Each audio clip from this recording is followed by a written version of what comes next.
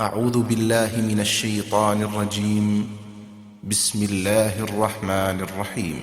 وَلْتَكُن مِّنكُمْ أُمَّةٌ يَدْعُونَ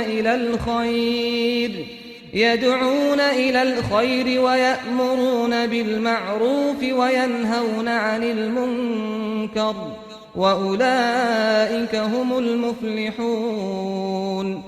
میں نے جو آیت پڑھی خلق من الماء بشرا فجعله نسبا وصہرا، اللہ فرماتے ہیں اس نے پانی سے انسان کو پیدا کیا، فجعله نسبا وصہرا، اور اسے پیدائش کے وقت دو خاندان دیے، ایک نسب والا یعنی ددیال اور ننیال، اور جب بلوغت کی دہلیز پہ قدم رکھتا ہے تو ایک اور خاندان دے دیا جس کو عربی میں سحر کہتے ہیں اور اردو میں سسرال کہتے ہیں، انگلش میں ان لاز کہتے ہیں، ٹھیک ہے نا۔ تو اللہ نے انسان کو جو، کیونکہ اسلام دین فطرت ہے نا، تو وہ نیچر کی بات کرتا ہے، تو بائی نیچر انسان کے کتنے خاندان ہوتے ہیں بھائی؟ بولے نا بھائی، بولنا پڑے گا۔ بائی نیچر، یہ سبق سکھا رہا ہوں، مجھے بیان نہیں آتے ہیں۔ بائی نیچر انسان کے کتنے خاندان ہوتے ہیں؟ 3۔ یہ بائی نیچر اس لیے کہہ رہا ہوں کہ فطرت اللہ، قرآن میں اللہ نے کہا کہ اسلام کیا ہے؟ دین فطرت ہے، نیچر ہے۔ تو جانوروں میں بھی ایسا ہوتا ہے کہ بعض جانور ہوتے ہیں جس کو پشتو میں ہم کہتے ہیں وہ اخپل طریقے سے زندگی گزارتے ہیں، اور بعض جانور پیر بن کے رہتے ہیں، جوڑے بن کے رہتے ہیں۔ آپ نے دیکھا ہوگا کبوتر اور کبوتری یہ اخپل طریقے سے زندگی نہیں گزارتے، ان کی پیئرنگ ہوتی ہے، پھر انڈے ہوتے ہیں، پھر دونوں مل کے انڈے سیتے بھی ہیں، دونوں مل کے بچوں کو پالتے بھی ہیں۔ کچھ مچھلیوں میں کچھ پیئر ہوتے ہیں، لیکن کچھ جانور ایسے ہوتے ہیں کہ اس میں نر کا مادی سے سیکشول ڈیزائر پوری کرنے کے علاوہ کوئی تعلق نہیں ہوتا، وہ صرف اپنی ہوس کا نشانہ مادہ کو بناتا ہے، اور جب اس تک اس کی ہوس پوری نہیں ہوتی وہ مادہ کے پیچھے بھاگتا ہے، اس کے نخرے اٹھاتا ہے، جہاں اس کی ہوس پوری ہوئی فوراً اس کو شکریہ بھی نہیں ادا کرتا، ٹھیک ہے نا، اور نکل جاتا ہے اپنے راستہ، اس کا راستہ الگ، اس کا راستہ الگ۔ تو بتاؤ کون سی زندگی بہتر ہے انسان کے لیے؟ بولو نا بھائی، یہ والی زندگی بہتر ہے جس میں مرد اور عورت کا تعلق صرف اتنا ہو کہ یہ اس کی ڈیزائرز کو پورا کرنے کا ذریعہ بنے گی، اور اس کے بعد مرد اور عورت کا ریلیشن ختم۔ اگر بچہ ہو گیا تو وہ عورت نے پالنا ہے، مرد کی ذمہ داری نہیں ہے۔ یہ چیز چونکہ بے حیائی ہے، اسلام اس کو پروموٹ نہیں کرتا، بلکہ اس کے اپوزٹ جتنا چلیں گے اسلام اتنا زیادہ اس کو اپریشیٹ کرتا ہے۔ تو اسلام نے جو ہمیں پیدا کیا، تو اسلام انسان کو 3 خاندانوں کی شکل میں دیکھنا چاہتا ہے۔ اور یہ اللہ نے عزت دی ہے، اللہ تعالیٰ نے یہ نعمت کے طور پہ بیان کیا، فرمایا جب تم پیدا ہوتے ہو ایک غلیظ پانی سے بنایا، عزت اتنی دی ہے کہ پیدائش پہ ددیال بھی خوش، ننیال بھی خوش، 2 خاندانوں کے سائے میں پیدا ہوتے ہو، اور جب بلوغت کی دہلیز پہ قدم رکھتے ہو ایک تیسرا خاندان سسرال والا بھی تمہارے ساتھ لگا دیا جاتا۔ آپ پہلے لڑکی والوں کے گھر جائیں، جب تک شادی نہیں ہوتی گھسنے نہیں دیتے، وہ ایسا ہی ہوتا ہے نا، کون ہو، کہاں سے آئے ہو بھائی،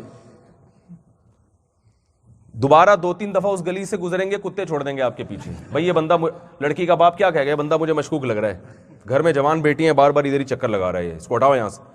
لیکن ادھر ایجاب و قبول ہوا، پھر دیکھیں کیسی عزت ملتی ہے، سسرال صاحبہ بھی بلائیں گی، سسر صاحب بھی بلائیں گے، بھائی کہیں ان کا چائے میں دیکھنا چینی کتنی پئیں گے بھائی آپ، بھائی کیونکہ ایسا نہ ہو داماد کا میٹر کیا ہو جائے، آف ہو جائے، ایسا ہی ہے نا، ایسا نہ ہو کہ اوپر کا جو ہے نا کچھ گڑبڑ کر لے، بھائی بہت احترام کرنا پڑتا ہے نا سسرال کا۔ تو یہ کیا ہے، اللہ فرماتے ہیں ایک ناپاک پانی سے بنایا مگر کیسی عزت دی۔ تو بتاؤ یہ عزت والی زندگی بہتر ہے یا یہ جو کلچر معاشرے میں میرا جسم میری مرضی والا کلچر پروموٹ کیا جا رہا ہے، نکاح کے بغیر ریلیشن، یہ زیادہ بہتر ہے؟ بتاؤ بھائی، انصاف کی بات کیا ہے؟ اس میں عیاشی ہے، دوسرے نظام میں طہارت اور پاکیزگی نہیں ہے۔ تو بھائی عیاشی تو چرس پینے میں بھی ہے، ہیروئن پینے میں بھی ہے، کیوں نہیں پیتے؟ اس لیے نہیں پیتے کہ وقتی عیاشی ہے، اس کے بعد باڈی آپ کی تباہ ہو جائے گی، ڈسٹرب ہوگی، سکون ختم ہو جائے گا آپ کا، بار بار سکون کے لیے چرس چاہیے ہوگی۔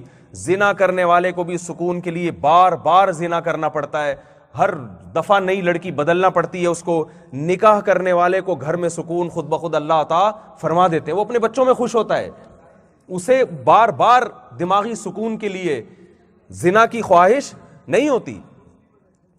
تو اللہ تعالیٰ نے انسان کو بائی نیچر خاندانوں میں پیدا کیا. جب پیدا ہوا ددیال خوشی مناتا ہے, ننیال خوشی مناتا ہے, دونوں طرف سے مٹھائی کے مطالبے شروع. مجھے نہیں پتا گوروں میں کس طرح سے خوشی منائی جاتی ہے, اسے آئس کریم کے مطالبے کرتے ہوں گے, یہ کیک کے مطالبے. ہم مٹھائی تو ہماری چیز ہے نا. میں ایئرپورٹ پہ آ رہا تھا 3-4 مٹھائی کے ڈبے لے کر, تو میں نے کہا کہ وہ کسی نے کہا یہ امیگریشن والے پوچھیں گے کیا ہے, وہ گول گول رسگلے نا اور گلاب جامن. تو مجھے ڈر تھا کہ یہ نہ سمجھا کوئی بم بم لے کر آ رہا ہے گول گول, پتہ نہیں کیا ہے.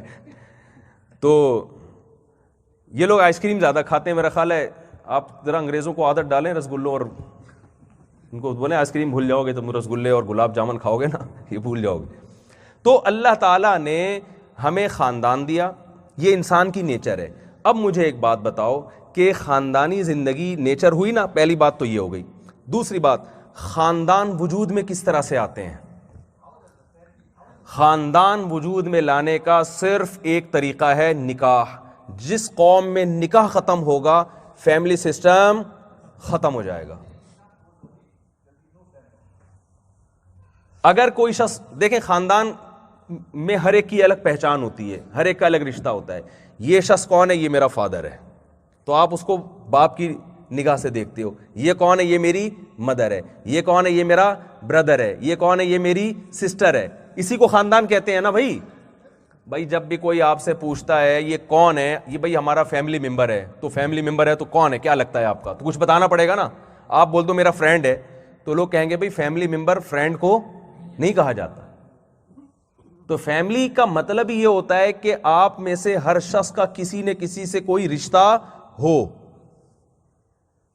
تو جو بھی رشتہ ہوتا ہے آپ اس کو ڈیفائن کرتے ہیں. یہ کون خاتون کون ہے؟ یہ میری پھپھو ہیں. یہ کون ہے؟ یہ میری خالہ ہے. یہ کون ہے؟ یہ میرا کزن ہے. یہ میری کزن ہے. یہ میری سسٹر ہے. یہ میرا بھتیجا ہے. یہ میری بھانجی ہے. یہ میرے نانا ہے. یہ میرے دادا ہیں. یہ میرے پھپھا ہیں. یہ میرے خالو ہیں. یہی ہوتا ہے کہ نہیں ہوتا؟ اس کو کیا کہتے ہیں؟ یہ میرے سسر ہیں. یہ میری ساس ہیں. یہ میری وائف ہے. یہ میری سالی ہے. یہ میرا سالہ ہے. ٹھیک ہے, یہ بردر ان لا ہے. یہ مدر ان لا ہے. تو یہ جو ہے میرا بہنوئی ہے. یہ میری دیور, یہ میرا دیور ہے. یہ میری جٹھانی ہے. یہ میری نندوئی ہے. یہ میری ہمارے ہاں تو اور پتہ نہیں کتنی قسمیں دریافت ہو چکی ہیں. یہ میری بھاوج ہے, ہوتی جا رہی ہیں. یہ میری بھاوج ہے. ابھی میں آ رہا تھا جہاز میں, ایک گورا بیٹھا ہوا تھا میرے ساتھ, بڑا اچھا ماشاءاللہ کوئی خاندانی آدمی لگ رہا تھا. وائف اور اس کے 2 بچے ساتھ بیٹھے ہوئے تھے. تو اچھی گپ شپ ہوئی ہماری.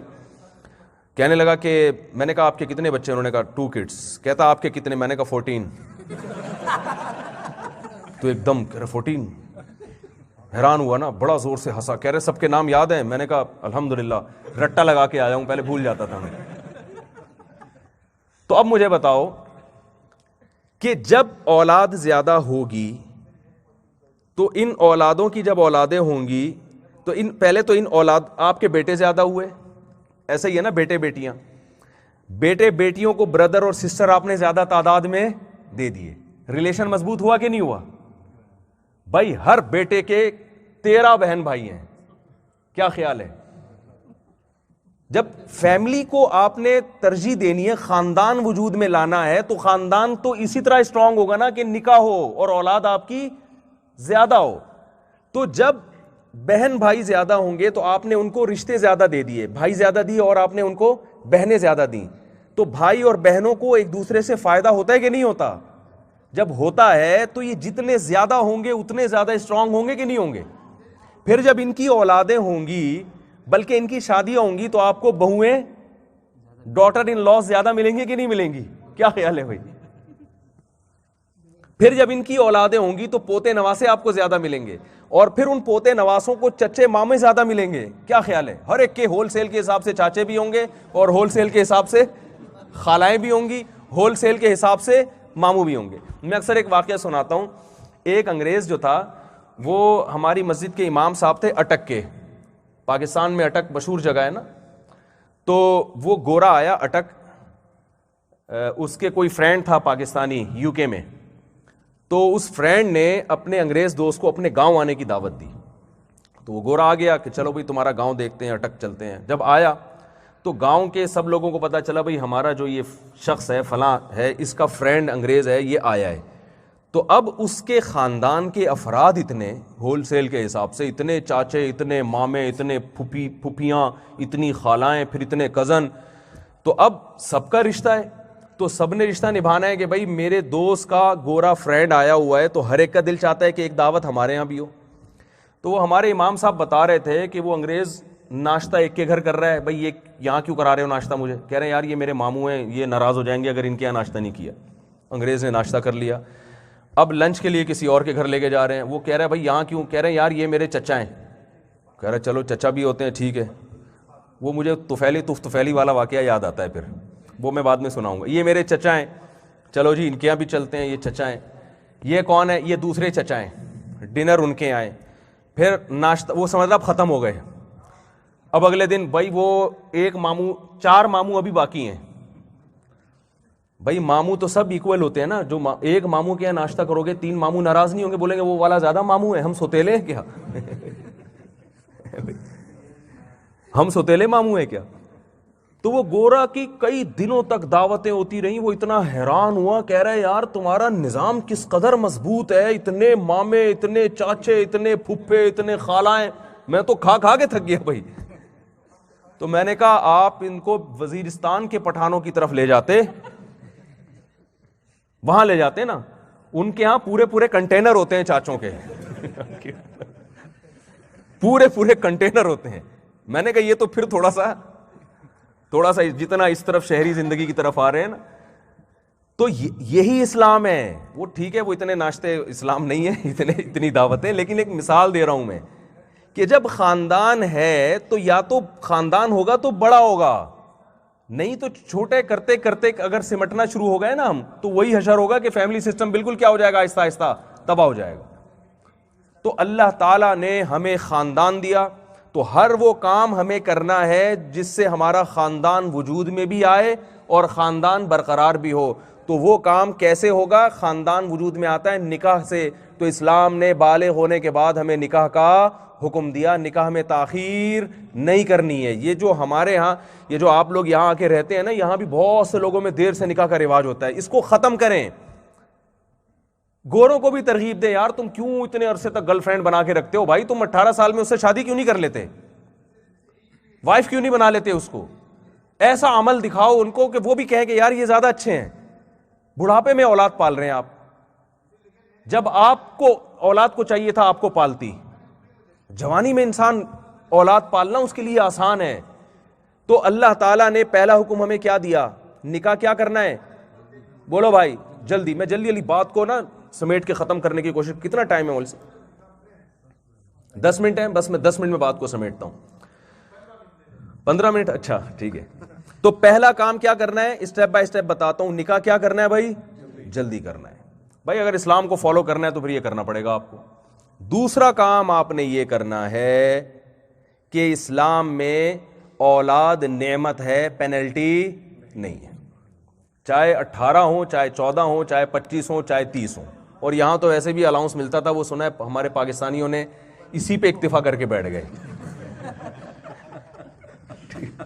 ایک بچے پہ $5000 ملتے تھے. تو کچھ پاکستانی نے بتایا کہ وہ پھر یہاں پاکستانی باز آئے، انہوں نے کہا کہ چلو اگر ایک بچے پہ 5000 اور ہر منتھلی بھی الگ سے مل رہے ہیں. تو وہ ایک صاحب تھے نا، ان سے کسی نے پوچھا کہ آپ کے والد صاحب کیا کرتے ہیں؟ انہوں نے کہا ہم لوگ 28 بہن بھائی ہیں. تو اس نے کہا میں پوچھ رہا ہوں آپ کے والد کرتے کیا ہیں؟ اس نے کہا میں نے بتایا نا وہ 28 بہن بھائی ہیں. کہہ رہا یار کرتے کیا ہیں؟ کہہ رہا یہ کام نہیں ہے کیا؟ یہ کام نہیں ہے. تو بعض ہمارے پاکستانیوں نے کیا کیا، انڈین پاکستانیوں نے، کہ انہوں نے کہا جب 5000 روپے انعام مل رہا ہے تو پھر یہی کام ہے، یہی جاب ہے ہماری. تو گورنمنٹ کو اپنے لا کو چینج کرنا پڑا.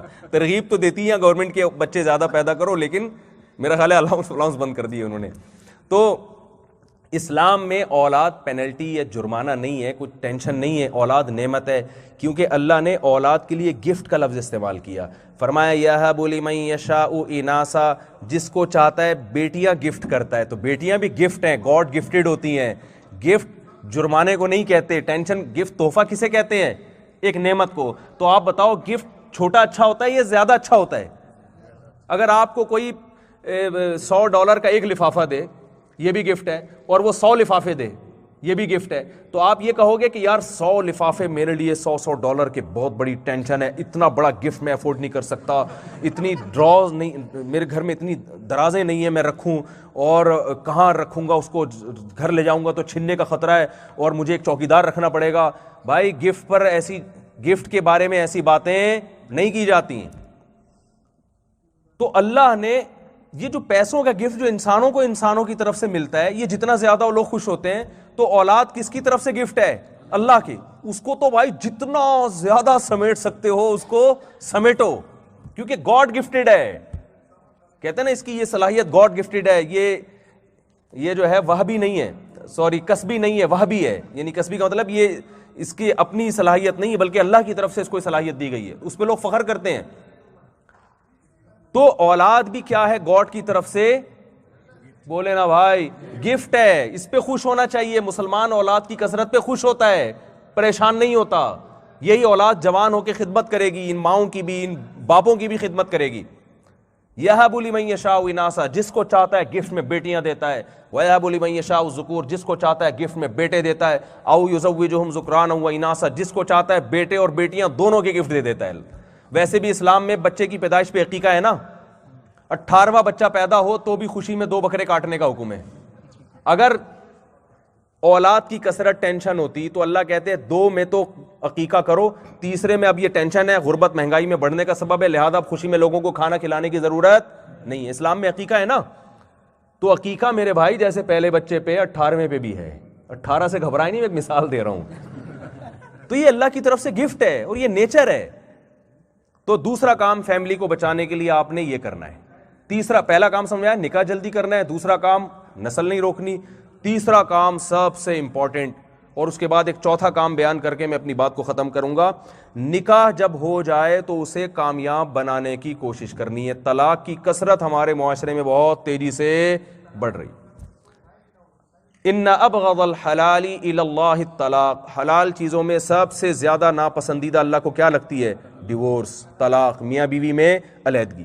حدیث میں آتا ہے شیطان اپنا عرش جو ہے نا وہ پانی پہ بچھاتا ہے, اور جیسے کوئی خفیہ ایجنسی کا آفیسر ہوتا ہے نا, وہ شام کو پوری رپورٹیں طلب کرتا ہے, ہاں بھائی تم نے کیا کیا, کوئی دیکھا ہو تم نے چور, کوئی ڈاکو. تو ایسے ہی شیطان کیا کرتا ہے, وہ اپنا عرش تخت پانی پہ بچھاتا ہے, حدیث میں آتا ہے, اور اپنے سارے ستونگڑے جو ہے نا ان سے رپورٹیں طلب کرتا ہے, تم نے کیا کیا, تم نے کیا کیا. وہ کہتا ہے میں نے اس کو نشہ کروا دیا. کہتا ہے ٹھیک ہے, اچھا کام کیا, چنگا کتا سی, بیٹھ جا, ٹھیک ہے نا. تو نے کیا کیا؟ کہہ رہا ہے میں نے وہ اس سے جھوٹ بلوا دیا. ٹھیک ہے, اچھا کام کیا, بیٹھ یہاں پہ. تو نے کیا کیا؟ سب بتا رہے ہوتے ہیں میں نے اس سے یہ کروایا, میں نے.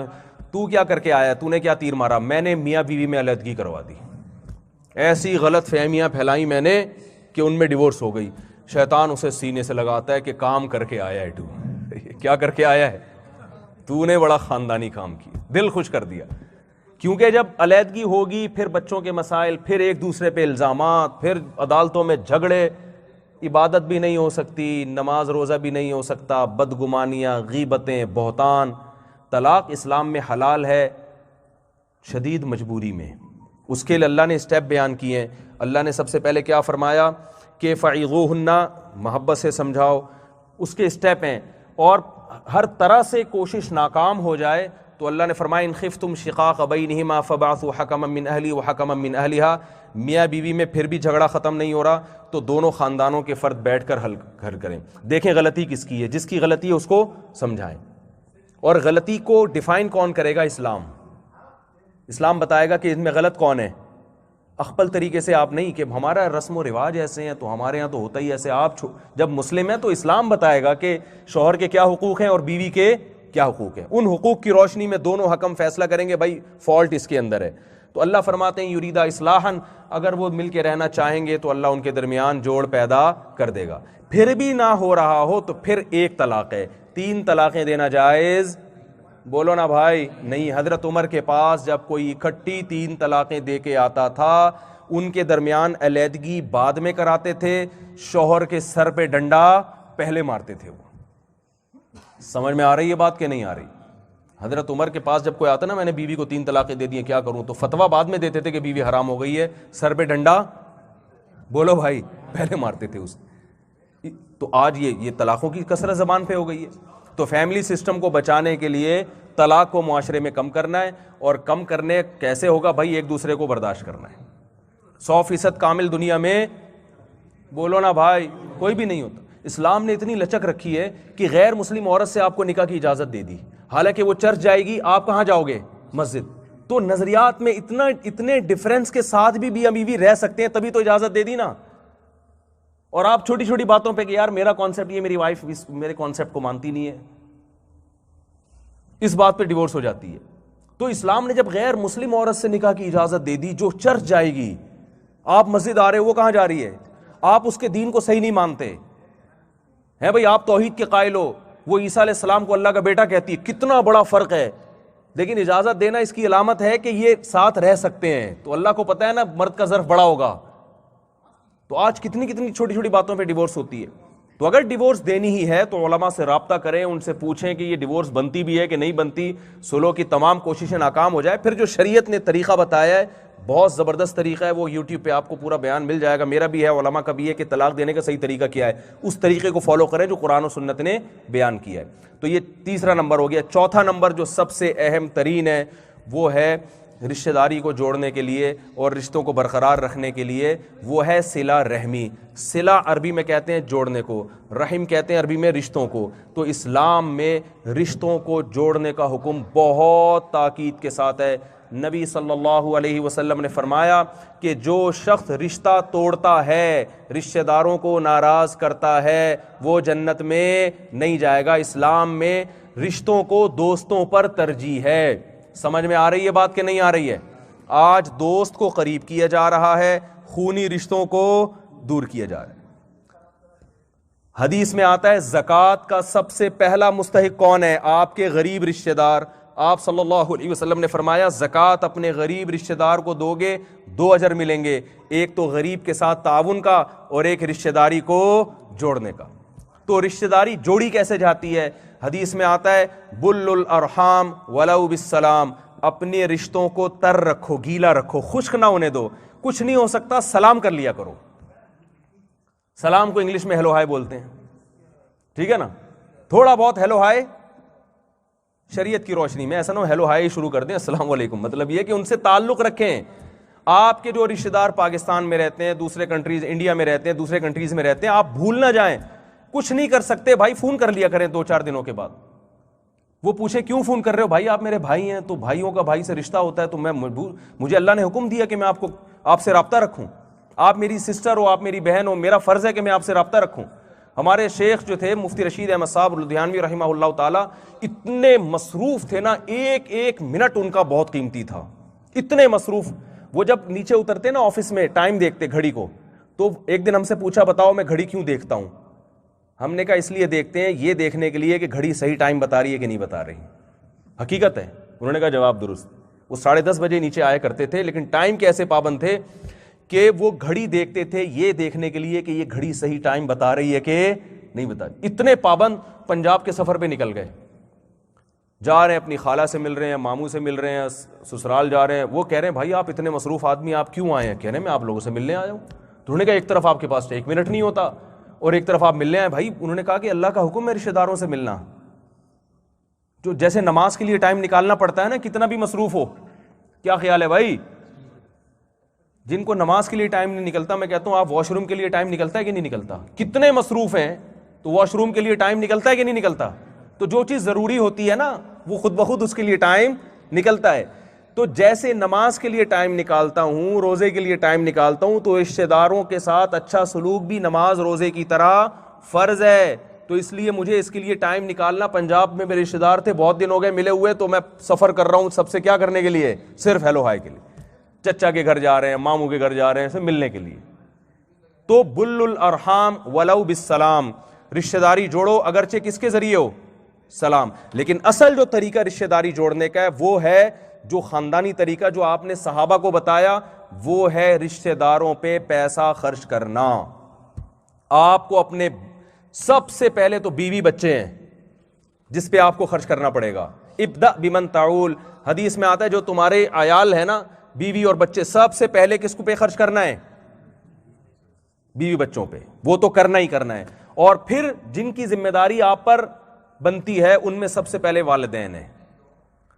قل ما انفقتم من خیر فللوالدین، اللہ فرماتے ہیں جو بھی اضافی خرچ کرو گے اس میں سب سے پہلے تمہارے پیرنٹس ہیں، ان کو آپ نے دینا ہے، ان کے مانگے بغیر نہیں۔ یاری بات میرا خیال ہے دینا ہے ان کو۔ وہ پوچھیں بھائی یہ مجھے ضرورت نہیں کیوں دے رہے ہو؟ بھائی میں ضرورت کی وجہ سے تو پڑوسی کو بھی کھلا دیتا ہوں، آپ اس کو اس لیے دے رہا ہوں آپ میرے ابا ہیں۔ ارے بھائی ابا پہ خرچ اگر ضرورت کی وجہ سے کیا جائے تو عام مسکین میں اور ابا میں کوئی فرق ہو گیا ہے؟ بھائی وہ تو کوئی بھی آپ کو کوئی کتا بھی نظر آتا ہے بھوکا تو اس کو بھی کھلاؤ گے نا، تو ابا میں اور ڈاگ میں کوئی فرق تو آپ نے چھوڑا نہیں۔ ابا کو تو اس لیے خرچ کیا جا رہا ہے کہ وہ کیا ہیں؟ ابا۔ ماں پہ اس لیے خرچ کیا جائے گا کہ وہ کیا ہیں؟ ماں ہیں۔ بھائی اور بہنوں پہ اس لیے خرچ کیا جائے گا کہ وہ کیا ہیں؟ بلڈ ریلیشن ہے۔ حضرت ابو طلحہ انصاری نبی صلی اللہ علیہ وسلم کے پاس آئے، عرض کیا یا رسول اللہ، اللہ نے قرآن میں فرمایا لن تنالوا البر حتى تنفقوا مما تحبون، جب تک محبوب چیز اللہ کی راہ میں صدقہ نہیں کرتے نیکی کو نہیں پا سکتے۔ میرے پاس ایک باغ ہے، بہت پھل دینے والا باغ ہے، میں چاہتا ہوں اس کو اللہ کی راہ میں صدقہ کر دوں۔ آپ نے فرمایا بخن بخن ذاک مال رابح، واہ واہ اتنا قیمتی مال لے آئے ہیں بھائی۔ انہوں نے عرض کیا یا رسول اللہ آپ بتائیں کہاں خرچ کروں؟ فرمایا اپنے چچا کے بیٹوں کو دے دو۔ رشتہ داری جوڑنا سکھائی نبی صلی اللہ علیہ وسلم۔ اتنا بڑا گفٹ کس کو دیا جا رہا ہے؟ بولو نا بھائی، چچا کے۔ آج کوئی لفٹ سگے بھائی کو لفٹ نہیں کراتے، چچا اور اس کے بیٹے تو چچا کے بیٹوں کو دے دو۔ کتنا ان کے چچا کو بیٹوں کو جب انہوں نے اپنا باغ دیا ہوگا، رشتہ داری کیسی مضبوط ہوئی ہوگی کہ نہیں ہوئی ہوگی؟ ساری زندگی وہ جب بھی باغ کا پھل کھائیں گے اس سے بزنس کریں گے، کہیں گے یار یہ ہمارے کزن نے دیا ہے۔ آج ہم چاہتے ہیں کہ دوسرا ہم سے اچھا سلوک کرے، ہم پہل کرنے کے لیے تیار نہیں ہے۔ اور نبی نے فرمایا لیس الواصل بالمکافہ، رشتہ داری جوڑنے والا یہ نہیں ہے جو بدلہ دے۔ اس نے آپ کو چائے پلائی تو آپ نے بھی پلا دی، اس نے ہیلو ہائی کی تو آپ نے بھی ہیلو، اس نے گفٹ بھیجا تھا تو آپ نے بھی بھیج دیا۔ یہ تو سب کے ساتھ ہی ہوتا ہے بھائی، یہ تو فرینڈس کے ساتھ بھی ہوتا ہے۔ فرمایا رشتہ داری جوڑنے والا یہ ہے کہ رشتہ دار توڑ رہا ہے اس کے باوجود آپ جوڑ رہے ہیں۔ ایک واقعہ سنا دوں چھوٹا سا، بس بیان ختم کرتا ہوں، یہ ٹائم ہے بھائی؟ بڑا دلچسپ واقعہ ہے، بس وہ سنا کے اگر اجازت دیں۔ ہمارے جو شیخ ہیں نا جن سے میں بیعت ہوں، وہ صحیح بخاری ان کے تکیے کے ساتھ رکھی ہوتی ہے۔ انہوں نے یہ التزام کیا ہے کہ میں صبح اٹھتے ہی بخاری کھولوں گا، بخاری کا وہ باب جس کا فضائل سے تعلق ہے نا، فضائل اعمال سے، ایک تو مسائل سے تعلق ہے، ایک ہے جو فضائل سے جن کا تعلق ہے، تو میں وہ کھولوں گا، جو حدیث سامنے آئے گی کم سے کم ایک دفعہ اس پر لازمی اس دن عمل کروں گا۔ تو کہتے ہیں میں صبح اٹھا، میں نے جیسے بخاری کھولی تو سامنے حدیث تھی من احب ان ينسأ له اثره فليصل رحمه،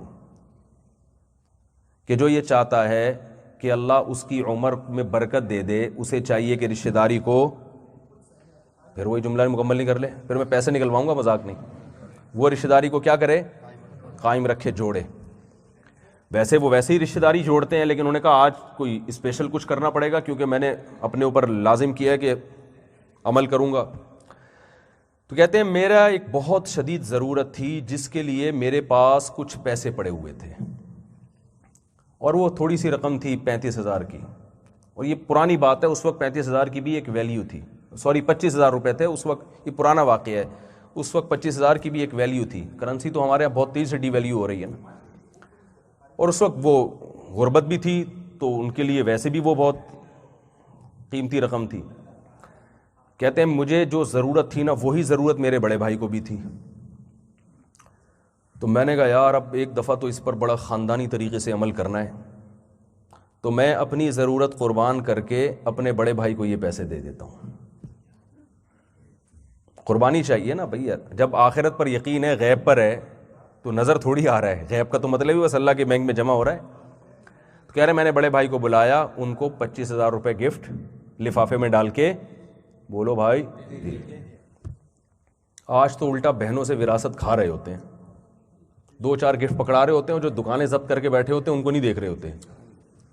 تو کہہ رہے ہیں اللہ کی قدرت، اگلے دن میرا ایک شاگرد آیا جس کے بارے میں مشہور تھا یہ بہت مالدار تو ہے مگر اس سے بڑا کنجوس دنیا میں کوئی بھی نہیں ہے، آج تک اس نے کبھی کسی کو گفٹ نہیں دیا، صحیح ہے نا؟ کہہ رہے وہ آیا اور لفافے میں پیسے لے کے گفٹ دینے کے لیے بہت اصرار کیا، گفٹ لے لیں۔ کہہ رہے میں بھی حیران کہ اس کی جیب سے گفٹ نکل کیسے گیا۔